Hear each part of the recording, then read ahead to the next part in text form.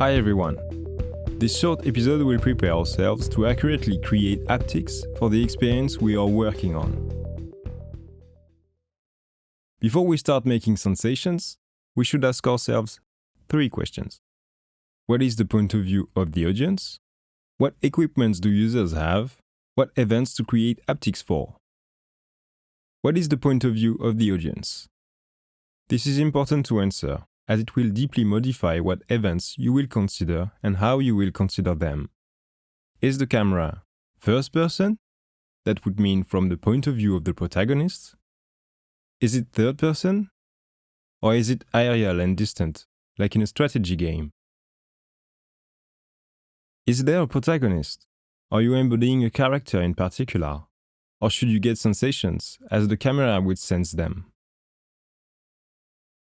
This information will allow you to know if the audience should feel closer to a character than the camera suggests, or if all characters have the same importance.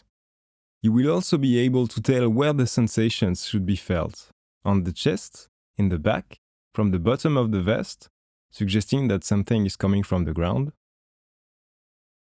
What equipment do users have? Right now, we are only working with the vest. So we have to take into account events that can be perceived on the chest, and to some extent, some events involving arms and legs.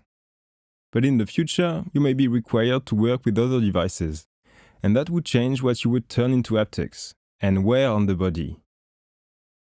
What events to create haptics for? You may encounter special cases, but keep in mind that these are the main events we create haptics for. Loud and relatively distant sounds, like the sound of a helicopter, an explosion, which are likely to be felt.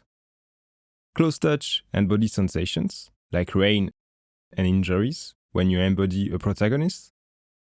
Important and key events.